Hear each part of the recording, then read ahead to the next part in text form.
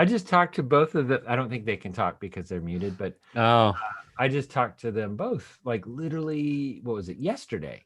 We had them at Lipscomb University, and they gave us some really great input from Warner Brothers on portfolios and stuff like that for my students. So hello. let's just talk about them for a little bit. Leaf No. actually is a big time movie star. Leaf is also a big wig over at WAG, Warner Brothers Animation, but Leaf Green was in Grease too. He was one of the No, greasers. Yeah. What? I did not know that. I just I mean, learned that the other day. That's awesome. I should have known based on that hair. He's got beautiful hair. He's got beautiful hair. Yes. So jealous. Beautiful man. Yeah. All right. Well, we are at about 3:00, I believe. Well, It's 2:59. Yeah. Give it a sec. And I don't know. Matt, you're on, right? Will you just kind of let us know when you're going to let the people in? They're here. They're actually probably there's 108 the chat's participants at the going. moment, Tom. You are talking to over 100 people right now. Where do you see that? So if you click the chat button at the bottom, Yeah, I Zoom see has that. information at the bottom that I you can the see. chat. Oh, I see. Yeah, sorry about that. I think you guys knew. Yeah, we're live. Oh, Okay. What I'm are we going to do an doing? intro, Tom, and then we're going to get started, shall we? Yeah, because we're also, for everybody listening, we're doing this is also an audio podcast that we will share with our podcast fans a little bit later on. So we might do a little intro here. You want to do that? Well, and before I do the intro for the podcast, by way of introduction, Kayala Holden is here. Raise your hand, Kayala. She's our producer. Yeah, Tom. Kayala is the producer of the was show. Tony and Tom Bancroft. Hi, guys. We're Hi. the Bancroft Brothers. This is our podcast that we're about to do live, and we want to thank you all for joining us. We have Latoya here with us, and I'm going to Raveneu. you got it. That was perfect. I got it. Oh, Tara Whitaker also, and we're going to introduce them legitimately now, recording on the podcast, but this is just a introduction to the attendees so you guys can all know who we are. Mhm. And we're gonna get started now. I'll start. Go You ahead. want me to? And welcome everybody to another Bancroft Brothers animation podcast. Oh yeah, Tom. Special one tonight, live from CTN Online. Is that That's awesome? right. I feel weird. I feel kind of ooky in my belly, Tom, just being in this online environment. It feels different. I don't know. Yeah, I don't. I'm reeling from that word, ookie.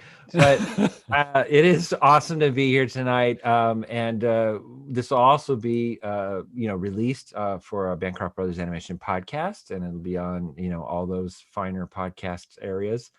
But we have a Spotify. special- That's where the kids are these days, Tom. They're on Spotify. Here, that's the place. Yeah, That is I the go to place Apple get your Podcasts. Is that where? The Oh, old you're an people old go? man. That's why. Okay. That's where the old folks go. And you're on Facebook still too, right? Oh, hardly. You rule that one. I'm a grammar. Yeah. Oh, okay. You're an Insta, right?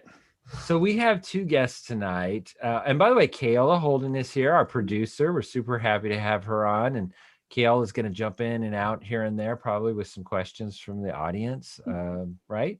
And same with Matt, who's also here from CTN. So you might hear mysterious voices. But So let's tonight's podcast, we're gonna get right into it. We're super excited to be here, and we want to thank Tina Price and the crew at CTN Animation. I was going to say Expo, but CTN-LIVE, as it is called, this new online version, COVID friendly, we're calling it, because it's a great way to get together. It's a great way to learn, and all these events are not only live, but they're free. So let's hear it for CTN-LIVE for pulling all this together. Otherwise, Tony, we'd be earlier doing this. today, I popped on earlier and saw the chat with Glen Keane. Glen Keane, yeah. Yeah, there it is. That's I our was first hoping you were going to Keane say Glen reference of Keane's the day. name. Yeah. Yeah. And it was So we it got was that great. in. Talking about Yeah. Over the Moon. Over the Moon. Good Mhm. film. Well, speaking of good, and we're going to be speaking about great tonight because we have greatness with us. I'm going to start with one, Tom, and I want you to introduce the other, but I am introducing Tara Whitaker. If you could raise your hand, Tara. Hi, Tara. Tara, she has graduated from Cal Arts way back in 2002. She started in the industry as a PA, that's a production assistant, and moved into the art side of things as a storyboard revisionist on Family Guy. Oh, cool. Then she got into prop designing. Excuse me. She got into prop designing on shows like Harvey Beaks, DuckTales, Chowder, Fish Hooks, Gravity Falls, The Owl House, Rapunzel's Tangled Adventures. Oh, I like that one. And many, many more. Now she has moved up yet again, and she is now a director on Disney Plus's brand new Proud Family, Louder and Prouder. Let's hear it for Tara Whitaker. Hey, folks. Well, everybody at home, they're clapping. Do you hear it? Do you feel It's that? loud. I can hear it out my window. Happy to be That's here. not bad. Yeah. And I'm going to introduce tonight the other guest that we have, which is Latoya Raveneau. And she is a grad of UCLA and was also a PA briefly, and then became a board artist for Final Space and Puppy Dog Tales, and then became an assistant director for Final Space, and has written for the great Glen Keane Productions. Glen Keane. And then, and I know I'm skipping over things, but this is sort of highlight reel. And then now is a director on The Proud Family, working with our good friend, Bruce Smith, the creator of The Proud Family. Welcome. For Latoya. Thanks, you guys. So nice to meet you. Thank you, guys. You guys can now critique our intros and say, no, you got this one wrong. This That is was actually just Tara. an American Idol for introducing people. You both did great. That was awesome. This is going to be a little difficult. We'll just say that up front because this is the first time we've done it with two interviewees, and we're all on the same screen together while being watched by over 130 attendees right now, and the number is growing. Thank you, everybody, for joining us. We're going to make this as interactive as possible as we get into our conversations with Latoya and Tara. If you have questions, any kind of Q&A, hold that. You could start throwing them in the Q&A area down below there. There's a little, it actually says Q&A. And we have 4 questions so far, but go ahead and add to those, and we'll be filtering through those. And by the end, we're going to try and hit some of those also. So as we get going, I'm going to, because it's hard for 2 people to talk at the same time, Tom and I know that from birth, I'm going to start with Tara. And Tara, you come from children's books, I believe. And could you tell us a little bit about how the animation bud, or the animation buddy bit you? Yeah, absolutely. Yes, I did go to Cal Arts and graduated in 2002. I'm originally from Brooklyn, New York, and the Poconos in Pennsylvania. And I always loved animation. I think I got the bug when my dad took me to see The Little Mermaid in 1989. So I think like a lot of us, fell in love with animation right then and there, and was kind of obsessed pretty much ever since. I was very fortunate to have such supportive parents, always taking me to art classes on the weekends and being supportive of me wanting to be an artist and animator. So thank you so much to them. Where were you living then? I'm sorry, what? Where was this? Where did you live? I grew up in Brooklyn, New York, and in the Poconos in Pennsylvania. Okay. Brooklyn. Yeah. Oh, that is awesome. Well, let's just ricochet back and forth a little bit. Latoya, same question for you. How did you get into the animation biz? It's funny because the more I learn about Tara, the more I'm like, how, we had like very similar. I'm also You're from me. Brooklyn. Yeah, I know. I'm like, are we like this? I say that. I have a guy like that in my life too, that I'm always like, you're just like me. This is crazy. But I also am originally from Brooklyn, New York. But my family's from the Caribbean, so they moved out to New York from St. Lucia shortly before I was born. But like, I didn't really know animation was a job until pretty much high school, college. But I always loved drawing, and I loved like telling stories. And I was that kid who was just like constantly writing stories and like fan fictions about me and my friends, like self-insert fan fictions in anime and in Harry Potter. And after a while, I was like, I should just write my own stuff, and then I don't have to put myself in other people's stories. Yeah. I think I only really started seriously pursuing animation after when I was like tail end of high school. I wrote a book, like a novel, and somehow it got published, and like that became enough of a thing that I got a scholarship to UCLA, and it kind of just set off this like domino effect. Because once I was in LA, it's so like everyone's like, oh yeah, animation, that's a job. So I feel like once I was out here and kind of found the film department at UCLA, then once I knew that was a thing people were doing, I was like, oh my God, yeah, no, this is exactly what I need to be doing. I want to back up to that a little bit. You published in high school a novel. It was a weird time. What was it? Like, I mean, like how many pages? Book. It was like 200 something pages. It was like a YA. It was like a YA novel, except written by like also the audience of a YA novel. So you're really into the source material. Well, yeah, I really connected with. Yeah, that's called the internet now. Actually. Oh God, let's never. Why do I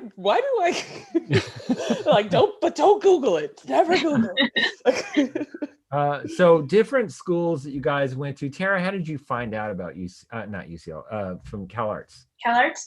My mom, I think my parents were the ones that found out about it, and they were like, well, if you love animation, check this out. And I was like, there's a school where I can learn how to do this. Yeah. Wow. Yeah, so I just, it was my dream school, and they really helped me get my portfolio together and apply and all that stuff. And I had a really supportive art teacher at my high school as well. So thank you so much to her, Rita Barragona. I don't know if she's listening, but I really owe so much to them. I do feel so fortunate to have had the support of the adults in my life at that time. I hope to have supportive adults in my life at one point. Like producers and directors, that would be great. Tara, I did do some research on you, believe it or not, whereas Tom, I don't think prepared for this whatsoever. But one of the things that I read about you on, I want to say it was the WIA site, Women in Animation. You talked about in a little story capsulation about your life, about having imposter syndrome and how CalArts was really influential on you to kind of help bring you out of that a little bit, because there was people just like you now. There was, geeky artists and stuff that loved animation, and you could kind of grow off each other. Is that true? Was that kind of where you felt like you really budded like the beautiful flowers behind you? Oh, absolutely. I did start attending school and wasn't sure if I was good enough to be there, but, I think a lot of you might remember Corny Cole. I don't know if you do, but. Oh, yeah. Yeah. Corny, we actually have a connection, real short side thing. Corny Cole he was our first mentor for Tom and I. And he's the reason, probably one of the big reasons we got into animation before Glen Keane. Yeah. Well, same. I think he did the same thing for me. Really supportive and helped me kind of work through the imposter syndrome that I was feeling. I think he was a big part of the reason that I got accepted. I think he saw potential in my work, which honestly, I'm not sure my work was that great at the time, but I think he did see the possibility for growth. And, I appreciate that he saw that. Was he head of the character animation program at that time? Was briefly, or one of the teachers there at CalArts? He was my life drawing teacher at the time. Okay. All right. Yeah, we knew him before that. So it was, because we're old. But yeah, it was before he was at CalArts. So yeah, that's neat. It's really cool. You know what? You need to have that in this career, don't you? You got to have somebody kind of giving you a little chance, an opportunity. Latoya, let's hear about that with you.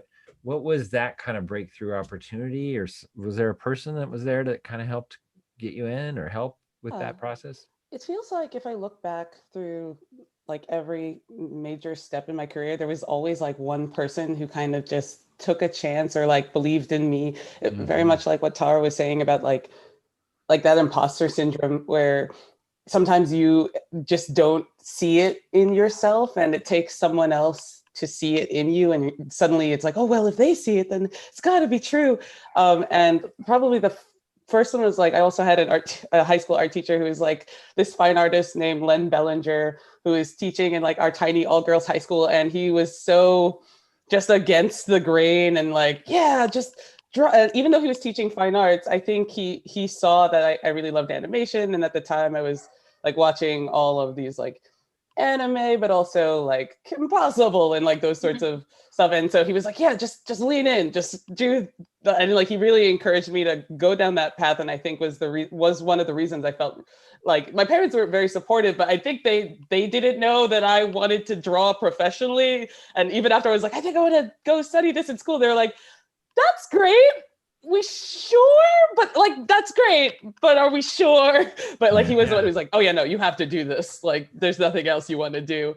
And then like, even after school, I remember when I was looking for a job, I met someone at a WIA event. Her name was Liz Seidman, and she was a producer over at Wild Canary. And even though I was a little bit in that master, jack of all trades, master of none phase after like going to a film program where it's like, I didn't quite know which part of the animation industry I wanted to be part of. And she was the one who was like, okay, well, like come in as a PA and you can see kind of everything and like really at least open the door so I could see what was going on in the studios.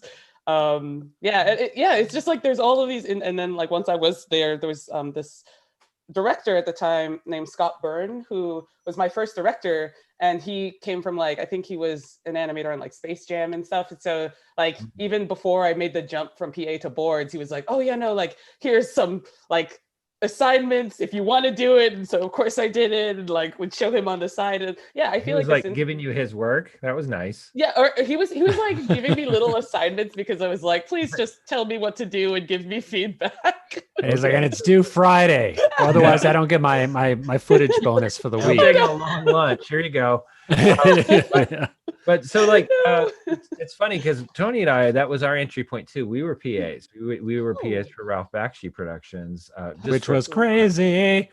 Yeah, we did his laundry. I literally took Ralph Bakshi's laundry to the laundromat. I remember in big, not so white sacks. Like even the sacks that I carried the laundry in were a little dirty and dingy. It was smelly. It was weird. Yeah, it was pretty. That was pretty. I mean, you know, this was before like union rules and stuff. Only Tony did the laundry. Like he wouldn't give me that job. He's like, no. Yeah, I mean, we literally there was two of us there. We were twins. Do your Ralph. Ticket to the Tom. You go get my cigarettes. That's Only Tony does. That's a terrible Ralph Bakshi. That's Tom's Ralph Bakshi impression. On Ralph Bakshi. Tara, tell us about what it was like coming in as a PA. You know, what is the day-to-day for those listening of being a PA on animation? Well, I think it's probably very different now. This was a lot of photocopying and some getting coffee. Well, that might be similar, but this is before Cintiqs and stuff like that. So making photos, Xerox copies and things like that, taping stuff together, a lot of whiteout on the storyboards. So I think, so I'm imagining it's pretty different now. This is our love language. But yeah, that was my first position. I also answered phones for a while. I did a little bit of everything until I and finally made the jump into design, which was kind of my goal at the time, was like prop design, character design, and kind of explore that a little bit. And then I jumped back into storyboard revisions for a little while as well. So I've kind of bounced around quite a bit in the animation world. When you've really, both of you guys have had great like starter positions in the animation industry, and Tara, you just really hit on like 3 positions that are kind of targets for a lot of students coming out of school. Either production assistant is a good one because that's a good entry level thing. It's not so much about your portfolio, but kind of your personality and who you are, that you're a go-getter, but it gives you a good perspective of, you meet a lot of people as a PA, you get a really good insight into kind of the whole production schedule and the working of the studio, which is nice. But then you also mentioned storyboard revisionists and also prop design. And on the story side, storyboard revisionist, for those that don't know, is a great entryway into the storyboard element of creating stories on the show that you're on. And then also prop design, which I know you've done a ton of, Tara, according to IMDb, of course. And so on all the best shows, by the way, those are all really good shows.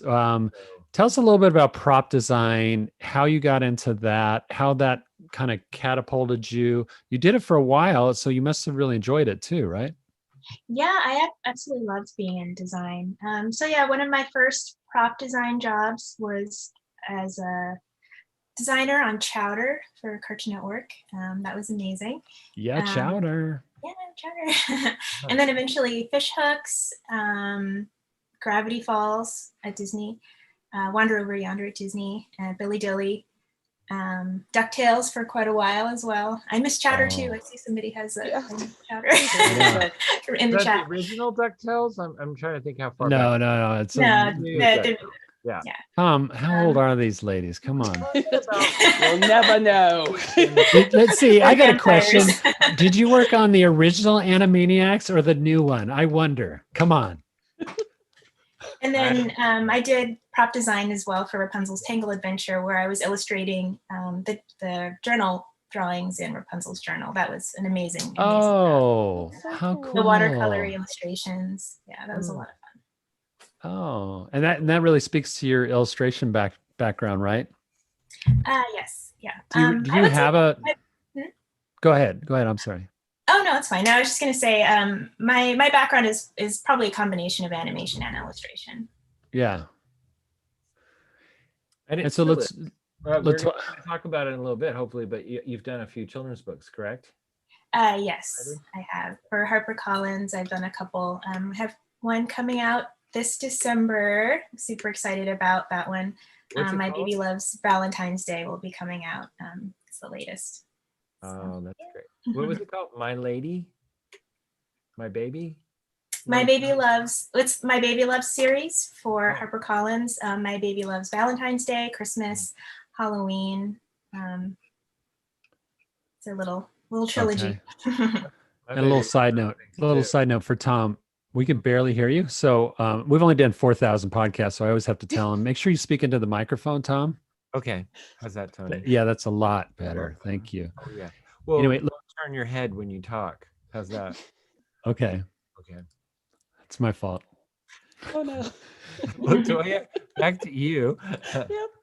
Thank you. I'm sorry. I apologize for him. No, I love this. I have a sister, so it's really I love sibling. It's very amusing.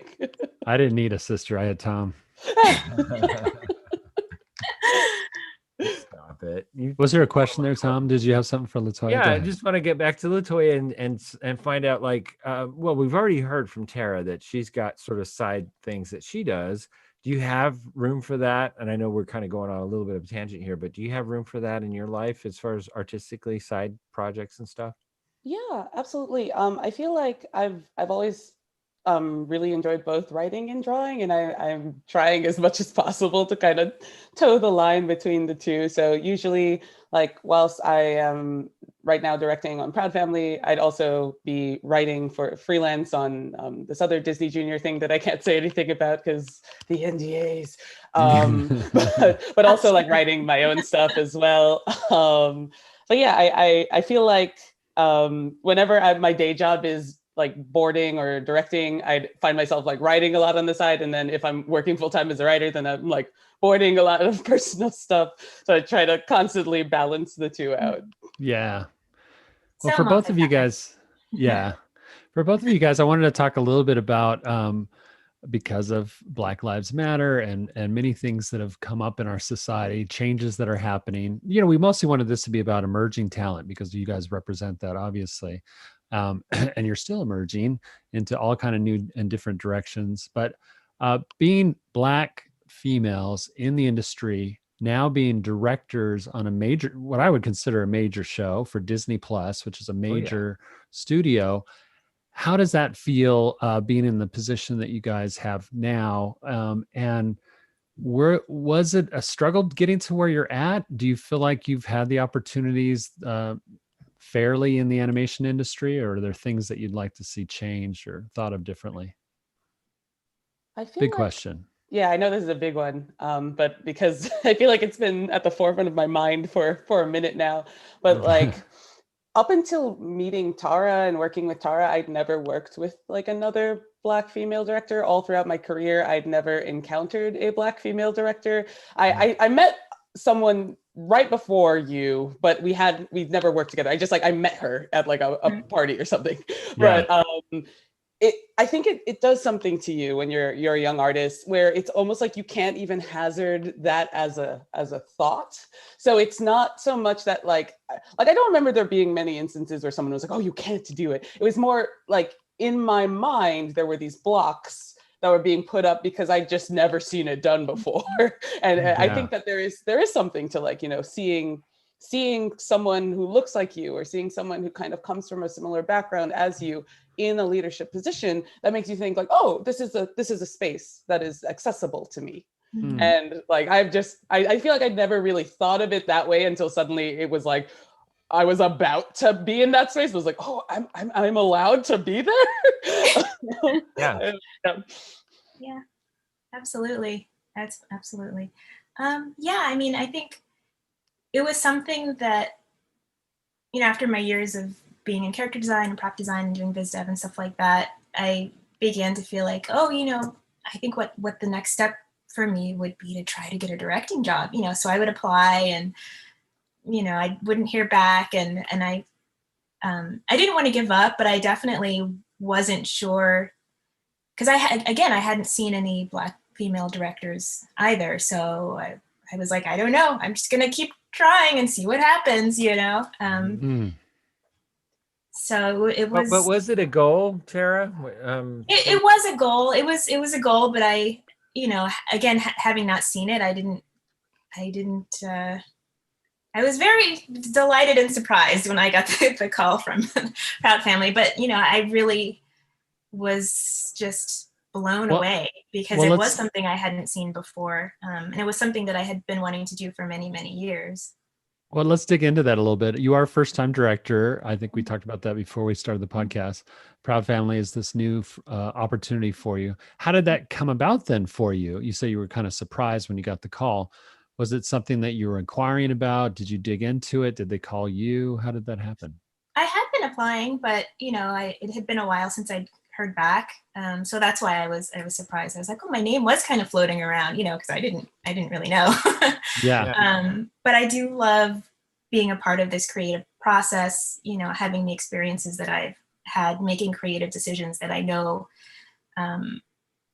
need to be made, like in terms of when it comes to like colorism and things like that are issues that we have in animation, as well as, you know, live action has those same issues too, obviously. But being a part of those creative decisions now was something that I always wanted to do, because I wanted to make that difference, that positive difference. Well, and speaking of difference, I mean, you guys are working on a show that's made an incredible difference in animation, but also in society. You know, Proud Family, I'm just reminiscing a little bit in my own mind. I remember when that first came out. Now, I've always been friends with Bruce Smith and terribly supportive of everything he's done, way back to when he was doing Bebe Kids. He was one of the directors on that feature, Bebe's Kids, which was a groundbreaker in itself.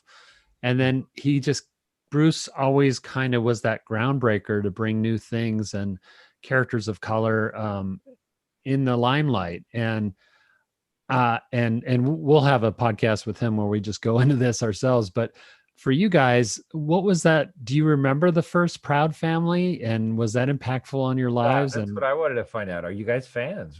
Yeah. Oh, absolutely, absolutely. I was still at CalArts when it aired, and I was a student. So I remember Bruce coming to do a lecture, actually, to talk about the show to my class. And I remember I was actually the teacher's assistant at the time. So I, you know, had to set up the TV and, you know, the desk so he could draw and stuff like that. But I was just blown away that this person is here and he's gonna talk to us about this new project. And like, it was just so exciting.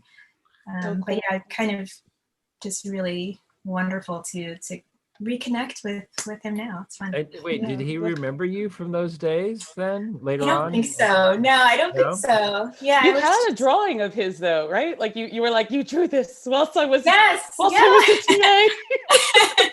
I know. Actually, my mom was cleaning my childhood room, and she found it. It was like saved in a you know, one of my sketchbooks or something. It was laminated. Yeah, no, I was just, you know, 17-year-old. Yeah, nerd.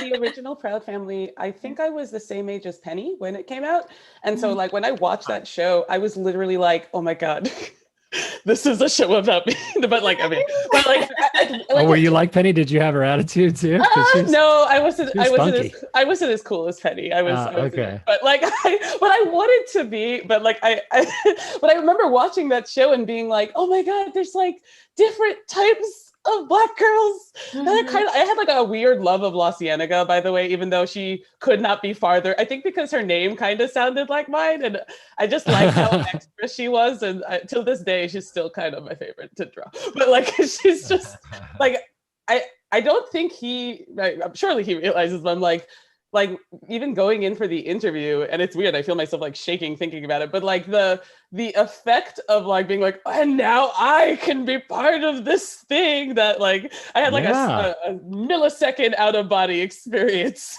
for like a moment where it was like, oh my god. But he's also, as I'm sure you guys know, like the most down to earth and just calming person, so it's hard to be like the entire time when you're around him. Really nobody cooler than Bruce Smith. And talent on top of that too. So, but super warm and welcoming. Now, obviously, he had to he's the showrunner of the new Proud Family, and so it really had to be sort of a mandate, I would think, for him, a personal mandate. I'm guessing that he reached out to both of you. I mean, and I don't know, did you ever hear any of that backstory to that as to how he found you and picked you, or any of that, Latoya? Yeah, he actually has been extremely upfront and vocal about the fact that like in putting together this crew, he went out on like kind of a mission statement to find like people who he had not heard from before and to seek out specifically Black female directors. And so he found us. Like he literally hunted, like it was like, I will find Black. I mean, he jokes a lot where he's like, yeah, and I saw your name and I was like, okay, that's probably a Black woman. It's like, fair enough. Latoya, yeah, gotta be. Yeah, makes sense. But like it was really like just amazing to hear his process of like he wanted to have like a female leadership kind of perspective on this season, and like really have like people like myself and Tara weighing in on the creative choices and on the stories we were telling. Is that true on the writer side too? Are there script writers and stuff that he's employed that are African American females? Yeah, I think our writer's room it might be 50-50. Like we have it's 50-50 male and female, and heavily Black Latinx. Yeah, it's probably honestly the most diverse crew I've ever worked on. Like absolutely. I don't know, Tara, in your career, if you same for me. Yes. Wow. I love that. I love hearing about that diversity. You know, Tom and I did a podcast recently with Rise Up Animation, and if you maybe know those guys, you know, Bobby Pontius. Yeah, I love Bobby. He's so good. Trent, and I'm trying to remember everybody there, but Rise Up Animation probably happened after this. I know Bruce was probably, you know, on the cutting edge of diversity, and for his show, hiring people of color and females. I love hearing that because we see that happening now with Rise Up Animation, which was born out of Black Lives Matter. But Rise Up Animation is a very necessary thing that's happening now. But to know that Bruce was already thinking of that for his show, has he ever talked about, now I feel like I'm doing a podcast with a guy that's not here.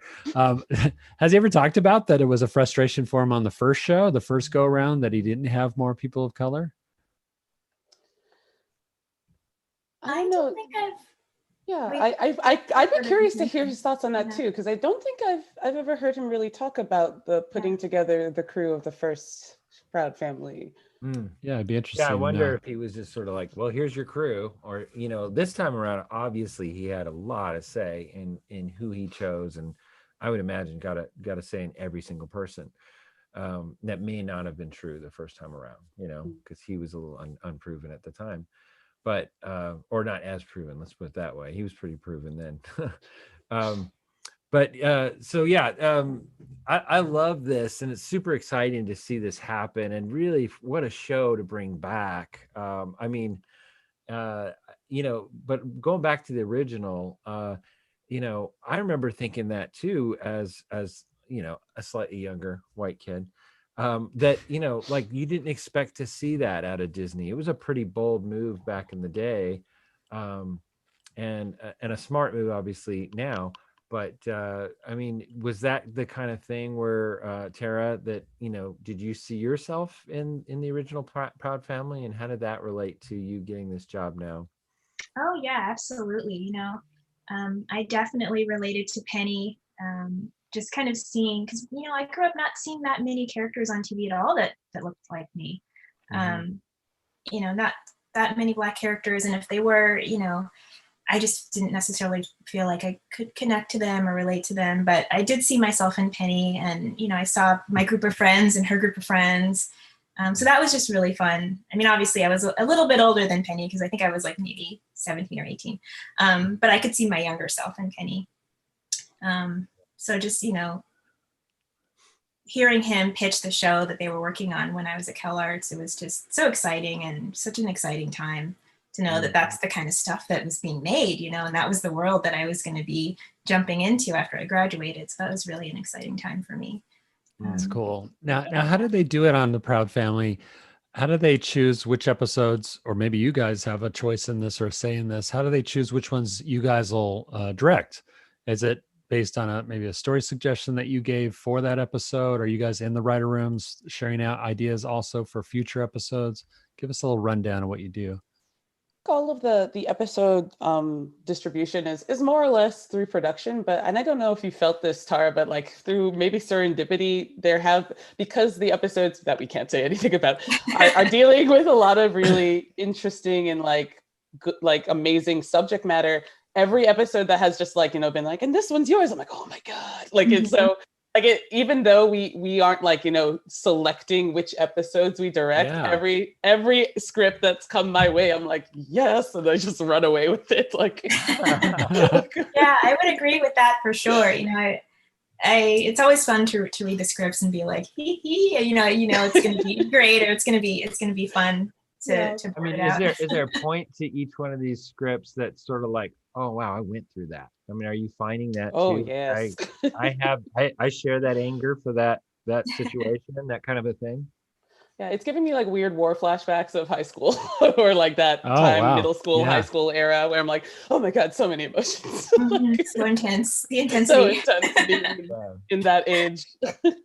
And yet it's all done through a filter of these funny, wacky characters, a lot of comedy, right?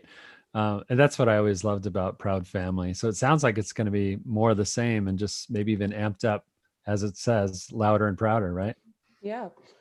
And I think Ralph Parker putting together kind of his writer's room, like the stories that they're going at this time. It's like, if there were any restrictions the first time, a lot of them are gone now. So it's definitely louder and prouder. No, and I think this was announced, but I'm gonna go to a question I saw in the chat from Madison Nicholas. Will there be a time skip between the original Proud Family and Proud Family Louder and Prouder? Oh, are they older? That's true, right? Was this announced? I don't know. I'm so afraid. I'm like 90% sure. I've seen character designs. I've seen character designs online though, so I feel like they're the same age. That might be a spoiler. That might be a spoiler. Really? Okay. All right. Can neither confirm nor deny. Everybody put it in the chat if this has been announced, and give us a link. Yeah, so like somebody do research. Please verify. So tell us a little bit about what you guys do. I'm very familiar. Tom and I both come from feature animation, but not so much from series stuff. Yeah. And TV style series stuff. Tell us what you guys do as a director on one of the series. Like, where does it start with you? You talked about a handoff of the script. So what comes next? So usually we get the script like as it's, final script approved. We get the script probably a week to 2 weeks before the board artists do. And then it's us and the coordinators kind of looking through it. One on that, production minded side of like, where are the backgrounds and what can we do? But then also from the directorial standpoint of like, okay, like, are there any shots here that I want to do thumbnails for, or are there any things that I might want to like simplify preemptively before I give it to the board artist? I feel like like myself and Tara and the third director, Rudy, we all kind of have our own slightly different system, but like would prepare things for the board artists in advance to kind of having like a launch with them. And then we'd sit with them and kind of talk through each of their, so on the board team, we each have 3 board artists. And so the scripts are this is not a spoiler, right? Like 30 pages-ish long. So like we'd break up the script for each board artist and kind of, you know, give them their sections and just kind of give them any resources they might need as far as like, oh, Like, here's a thing to reference. Here's how we're going to tackle this. Here's Video here's clips, this images, video prop. clips. Here's, Yeah. yeah, exactly. Like, sketches. yeah, a lot of reference.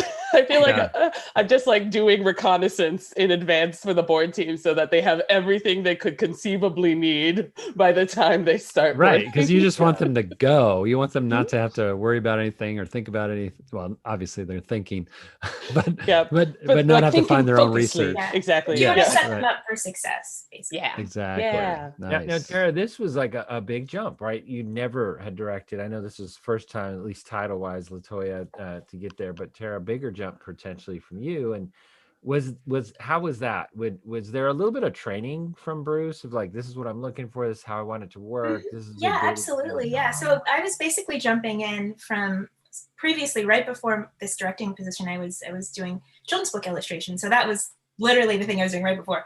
But this was an opportunity for me to combine my passion for storytelling with my love for design, animation, music, you know, to kind of help shape the final outcome of all of those things coming together. But yeah, you know, working with this amazing crew and the amazing board artists, and I don't know if they're watching, but shout out to my team, they're fantastic. Yeah, it was just, you know, a lot of fun having all of those elements to come together with them. It's neat to hear you guys. I have a feeling you have very different things that you maybe are just not that you focus on necessarily, but because you got to focus on kind of all of it. But I would imagine are kind of your favorite parts. And Latoya, with your writing background, I would imagine and the storyboarding background, I imagine it's the story side. And Latoya, I get or Tara, sorry, I get the feeling you're probably more on the art direction side, the visuals and what it's going to look like and all that. Is that kind of true, or are you finding you have new loves through this process? I definitely feel like you're absolutely right on the story end of things, where it's just like, oh my, the writing, like I'll just geek out over the writing and be like, okay, we gotta like get this line to land. And but through this, because you know Bruce Smith comes from character design and animation, and just watching his designs and stuff, and I'm finding that I'm just like it's kindling this new love of character design that not for me personally to do, but just like to really manipulate these designs that he's using for the show. And I'm like, I've never, I think, been so like, oh, this character's design has potential, let's really push it. Like usually I'd think more in terms of like, you know, cinematography and like story, but now I'm like, oh no, like we gotta animate this just a little bit more because he gave us this really cool design, we gotta use it. Like yeah it's tempting, right? I mean, I remember I love Bruce Smith design. I'm just gonna go off on Bruce again.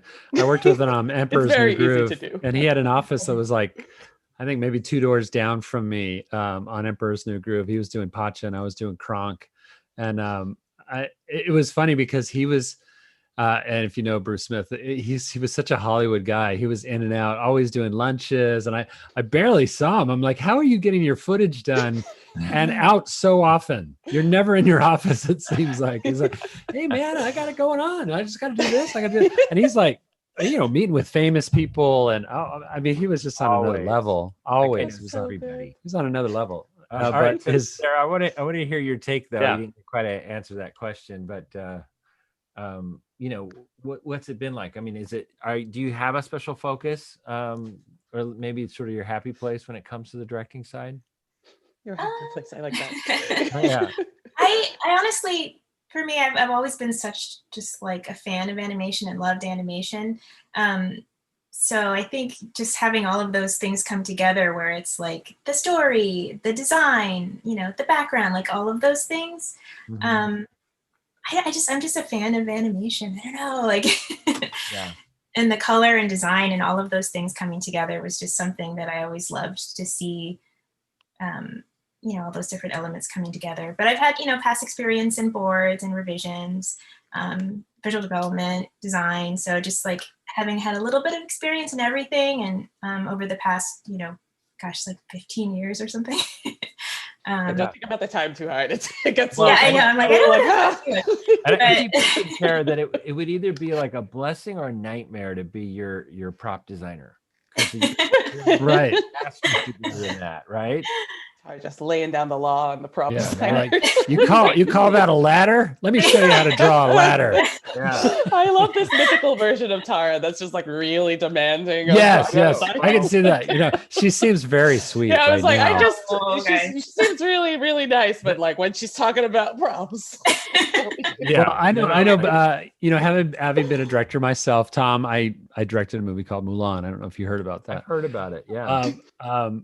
I know that, you know, you can't be a director without talking about your team. And it sounds like you guys have a real love of the team that you have. And directors are only as good as the talented team that they have. But give me something personal. I'd love to hear an anecdote where you feel like you were able to contribute something to a script or an episode that was unique and special to you. Can you, without spoilers, can you think of a story where you were able to kind of get in there and do something specific that you were proud of in your family, proud family?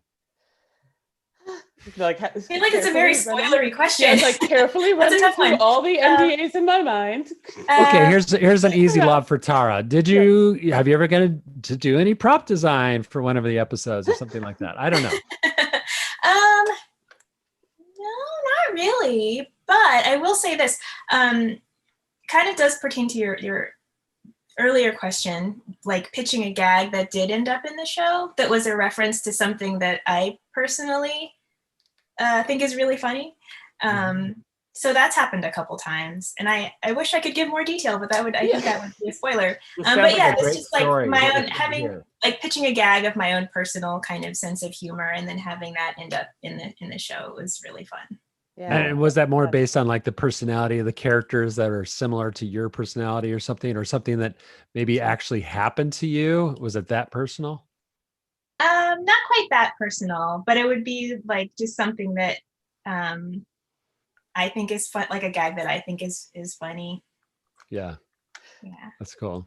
And so I want to shoot one over to Latoya. And we do have to get to our Q&A. I'd like to open it up pretty soon to Q&A. So yeah, for sure. Listening. And we'll just maybe let Keala drive that if you want.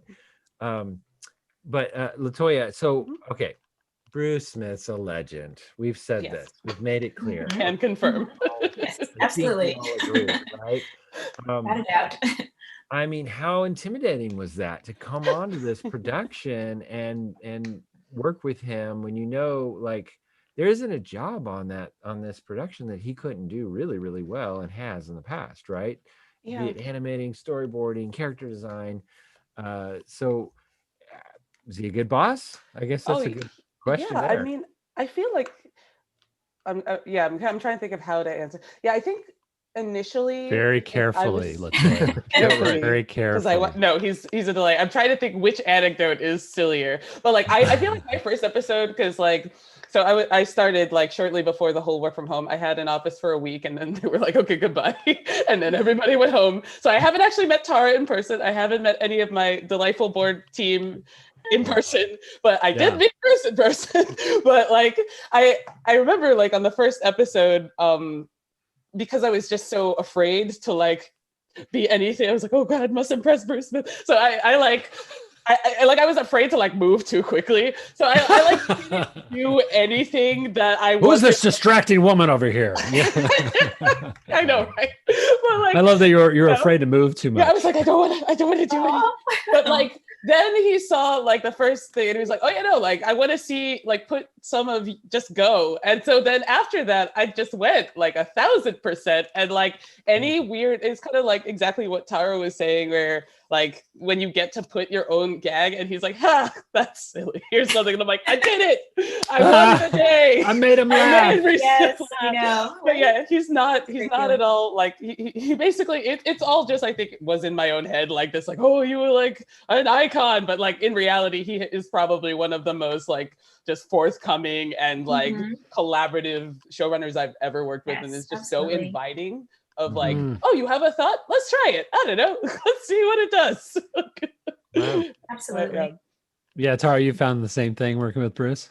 Oh yeah, absolutely. And I just, immediately felt at home with our crew, and just really, the support of our crew supporting one another is just a great environment, even though, we're all sort of distant from each other right now. Hopefully, won't be for too much longer, but just having that support that filters down from above, I think, is very important for a show. Yeah, it's like somehow our crew feels really tight, even though we've mostly not met each other. Like that is so weird. Yeah, because you were saying before we came on that you guys haven't even met because you got cast on the show. It was right after COVID, right? Right after the breakout. Yep. Yeah, I basically was in the studio once for the interview, and then I haven't been back since. I know. I was there for a week. Was there long enough to get the little baggie? And I was like, hey, I'm at Disney. And then they're like, okay, go work from home. Yeah. And then you got the silver pass, the benefit of working at Disney. I could get into the theme parks, and then they closed the theme parks for a week. Yeah. Oh, it's a Well, the good thing is the check still cashes. The good news there for our listeners is, and I hope that they're hearing this, is that the show is going on. And that is what's amazing about and fantastic about the animation industry right now, is that we are continuing on. There is so much work, actually, maybe even more work than ever. And that the studios, the big and small studios, have found ways to make it work. And so I know our friends in live action have not been so fortunate. And so we can all be very thankful, and even though it's hard and not fun, that's a big deal. And Latoya, because you mentioned it and not meeting your crew and all that, I got to throw this out. This is a little trivia, Bancroft Brothers trivia. We are actually indirectly related to your production and you through our producer, Keala Holden. Dylan Holden, her husband, is one of your board artists that you've known. Yes, he is. Do you know Dylan? Do you know? Have you guys ever approved his boards, or what do you think of his boards? Can we just talk about? Deeply fond over his boards. Yes, he is so good at drawing, and I feel like all three of my board artists are, and my revisionists as well. Like their draftsmanship. I'm just like, oh, thank God I'm directing them, because they're drawing circles around me, but like they're just really, really. Really good. So I like Bruce was not messing around when he stopped director. The show. There you go. I got to add to this in case Dylan watches this later. Okay, he's probably not listening. He's probably doing boards right now. He's drawing even now. Yeah. Like, where are you? Rick Farmelo, our good friend Tony, Disney animator, he's on right now, and he just said Dylan is great. I work with him on Box Trolls. Oh, that's awesome. Rick Farmelo. Hey, Rick Farmelo, thanks for listening. So, Keala, let's turn it over to you. Do you have any Q&A for any of us on the panel? Anything without spoilers? Well, we can even unmute some guests. So we have a question from Armando, and he's going to ask a question. Fun. Yeah. Armando Hobson. It's a little robot. That's so cute. There you go, Armando. Hey, Armando. Hi. What's your question? I have my question is, what's the most difficult aspect of directing an animated television series? Ooh. Coming in hot. Who wants to grab that one? I think the biggest adjustment for me was kind of getting used to juggling different episodes at the same time, multiple episodes, having multiple scripts and thoughts on different episodes on your mind all at once, keeping those things organized. So I have lots and lots of notes, like open at different times, and I'm like, okay, thinking about something over here, thinking about something over here. So multitasking, organization, time management are very, very important. Yeah. Can I dig a little more specific in that? My assumption is that you're maybe reading a script for one, you're in boards on another, and maybe right, because they're all kind of in different stages. So I'm taking, writing notes on a script on one episode, looking at boards for another episode that's already, halfway boarded through or something. And then maybe thinking about design for another episode that's further along. So just kind of keeping track of all of those things. That's a lot. Definitely the multitasking and kind of prioritizing. I feel like you have to get very good at like making decisions about when to tackle what. And sometimes you're like, oh, I want to do this thing. And you're like, but that can wait. Gotta go do this real quick. And just kind of like having to mentally plan out your movement so that eventually everything gets done, but like just as it has to get done so that nothing is done late. Yeah. Awesome. Is there another All right, one, next Camilla? question. Thank you. Yeah, we have another question from Tamia. So Mia Johnson. Hello. Hi. Oh, Hi. I was just wondering, now that you have reached the level of being a director, what's next? Ooh, what's Whoa. next? dun, dun. Well, I'm definitely dipping my toes in that development space. I am learning it's a long it's a long road, but that is definitely something that I'm pushing towards, developing and pitching and doing takes on other IPs. So that feels like the next kind of space. I still have lots to learn about directing, so we're gonna be in that space. Same. Yeah, for sure. Pitching, definitely pitching, because it's been a couple of years since I pitched. So I'll probably jump back into that at some point. Not that I'm in any rush at all. And then maybe someday, illustrating and writing and illustrating and publishing my own children's book. But that's down the line, years down the line. Not in any rush for that either. Yeah, I'm sure you guys have a lot to do right now, and you're enjoying the process. And I could see why you wouldn't be necessarily thinking ahead too much. Is there another one? Kayla. Luke? Yes, we have Luke. Hello, Luke. Oh, hey, yeah, I was just wondering, for aspiring storyboard artists, do you recommend that we have animatics in our portfolio? And if so, like basically in our portfolio, how clean should our board sequences be? Thank you. Good question. Yeah, Tara, do you want to feel? I can jump, or whichever. Yeah, you can jump in on that one. Okay. I feel like either animatics or boards, I don't mind clicking through them. And as far as cleanliness, more than cleanness, what I really look for is like foreground, middle ground, background, like sense of space and depth. And then that even if I had no sound on, the shot itself is narrative enough that you can understand kind of what the emotion of this character is and what more or less is happening. So a lot of times what I'll do, even if I have an animatic, is I'll just mute it and just kind of like scrub through it and see if I can get a core concept of what's happening. Because I think sometimes if you have music and words, it can actually distract from whether the poses or the shots are working. Tara, let me just jump on that too and just say, for those that are watching that want to get into storyboarding, what's maybe a number one thing that you see, a common problem that you see with brand new young storyboard artists? Is it, perspective or camera angles, or what would you say that is? Yeah, perspective can be an issue. Also the importance of kind of seeing the overall big picture. I think maybe not getting too caught up in trying to make the most beautiful drawing on one panel where, like gorgeous design and getting too needly, I think, on one panel, when you have to kind of think bigger picture than that. Does this fit in? Does this tie into the story that we're telling? Things like that. So I think that's something that I would definitely point out. And I'm gonna jump on that, a little sub question, which is, as directors that are also artists, my assumption is that you both do quite a bit of draw overs, little notes, thumbnails, or quick sketches that you're always constantly giving back to, be it a character designer or a prop designer or a storyboard artist. Is that pretty true in both cases? Primarily board artists.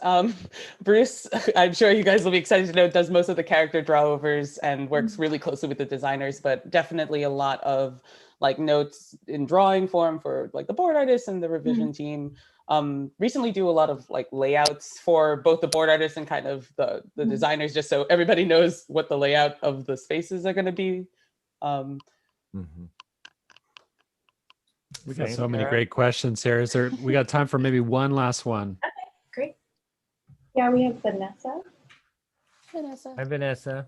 Hi, you guys kind of already answered part of my question. I was going to ask. All right, bye, Vanessa. Take care. Have a good day. No. Tony, so fast. I was going to ask, how do you make your storyboard stronger?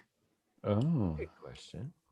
I think like when I first get a script, whether it's for comedy or for drama or for kids or adults, I read it with the idea of like, what is the tone of the script and whose point of view is this? And try to like keep that in my head the entire time whilst boarding. Because like, say, for example, you get a script and it's like, oh, this is about an argument and the tone is tense. If you have that informing you as you pick shot choices, you will start making shots that like amp up that feeling. And I think that's something that a lot of like I try to like tell board artists when I work with them is like trying to keep the intention of whatever that moment is in the sort of shots that you choose. And when I see a board from a prospective board artist or something, and it's got like, wow, this is about a character who's like afraid, and these shot choices are like really like intimidating and makes this character feel small, it shows me that like, oh, this board artist is making very clever choices to like, even without them saying or doing anything, you feel the emotion that this character has. So that's kind of my way too philosophical way of thinking about storyboards. Exactly that. Yeah. Do you feel like you have a similar approach when you see a script, or that how you're kind of starting to visualize the storyboarding? Yeah, you definitely want to pull the emotion out and kind of plus what's there in the script and bring that to life. Mm-hmm. And are you, I just want to sub question that, because it sounds like you have teams of 3 storyboard artists that are working on every episode, correct? Mm-hmm. Correct, and a board revisionist, yes. Yeah, so I would think out of that 3, are you going, okay, well, this is the section I'm going to give to Dylan. This is the section I'm going to give to Rebecca, right? Based on like, well, this is real. This person's really good at funny stuff. This person's really good at a little bit of drama here. Do you think about that, or is it kind of a little bit more like, well, they're kind of good at everything, I'm just going to spread it out? Yeah, absolutely. There's definitely thought that goes into it, because it does kind of, at least for me, come down to casting. And I also keep in mind like who kind of likes to do what, so you definitely have that in your mind as well. Yeah, I definitely, I feel like on my team, it did kind of end up being like, wow, you guys have like very, like, they're all really good, but like, there's like, and you love comedy, and like, Dylan's like really good with like emotional stuff, and there's like this other word, and it's like, oh yeah, no, to the point where sometimes I ask them like, okay, so I could cast you normally, but does anybody want to like try a little bit outside their cast? I can try like switching it up a little bit, and I'll you don't want to typecast, right? You don't want to typecast. Like, I don't want to like give you exactly. I'm like, I don't want to like force you to just have a reel full of only comedy or something. Well, we are about to wrap up, but we'd be remiss if we didn't ask Tara. I know we had mentioned a little bit before, you have a children's book coming our way soon. Can you talk a little bit about that? Yes, absolutely. So for HarperCollins, I've illustrated a little baby book trilogy written by Jabari Asim. My Baby Loves Christmas is already out. My Baby Loves Halloween is already out. And My Baby Loves Valentine's Day is going to be out on December 15th. Oh, so you have, this is your third. Yeah. Okay. That's really and you cool. have beautiful artwork, probably some of it from that book on your Instagram. Can we get a little shout out for your Instagram so people can follow you? Oh yeah, absolutely. My Instagram is literally just my name, Tara Nicole Whitaker. Okay, and with an at, for the old people, we need, you got to put the at. Okay. Oh, Latoya. I can even type it into the chat actually. If that, yeah. Oh yeah. Oh, that's good. Latoya, what about you? Can you type into the chat yours? Oh yes, I can. Mine is less intuitive. It's blades and aces at instagram.com. I rollerblade a lot. It's basically my other life besides animation. So it's mostly drawing, but sometimes rollerblading. I've seen the pictures of you rollerblading actually. I used to be really embarrassed, and now like in the age of 2020, all shame is gone, and I'm just like, this is who I am. Like, have you ever done roller derby? I bet you'd be good at that. I have been invited to do. I was in Venice before all this, and like I met a derby girl on the bike path, and she was like, "Come do derby with me," and I'm like, "That's a contact sport. No, like, she's like, yes, but it's also therapeutic." That's the opposite of what I'm going for. Hitting people. While I'm hitting you, can I call you Bruce? Oh no! I went there. What are we doing? Well, guys, this has been a joy, and I really hope something that a lot of people got out of this. I love that we're in this age that we're seeing you guys being directors, and at a young age too, by the way. Congratulations. Yes. So this is, you're at that cusp of really making change happen in animation. It's so exciting. I wanted to get it right as the imposter syndrome was like at a fever pitch and be like, ah. Hey, and for all those that are, yeah, and I love that you said that, because for all those that are listening or watching at home, that doesn't leave, right? That imposter syndrome. It just becomes I always think of that Carrie muffled. Fisher quote, where she just said, just work through it, just work through it. And that was Princess Leia. Come on. Princess Leia told us to work through it. I had a director early on who was just like, yeah, every day. And she was like a director for a minute. So she'd been directing for a while. And she was like, yeah, every time I leave work, I think to myself, another successful con. And now that's all I think every single time. I was like, I fooled them all. Yeah. Exactly. Did it again. That's so fun. Well, thank you everybody for coming. CTN-LIVE has been awesome, but it isn't over yet. It's till Sunday, so continue enjoying CTN-LIVE. There's a lot of great things that CTN has put together. Check them all out on the schedule. Tom and I are thrilled, and Kayla are thrilled to be here to represent the Bancroft Brothers Animation Podcast and have this conversation with you guys. Thank you, Tara. Thank you, Latoya. Thank you and so Tom. much for having us. Absolutely. Thank you so Yeah, much. this has been a real pleasure. And by the way, I just want to say a shout out. Please go and review us on Apple Podcasts at the Bancroft Brothers Animation Podcast. Awesome. As we always say, animate from the heart. From the heart. Thanks, guys. We did it. Thank you guys. Thank you guys. Thanks everybody for tuning in too. All right. Have a good day now. Thank you. Have Thanks, a good day, everybody, for everyone. coming. Bye. Bye, y'all.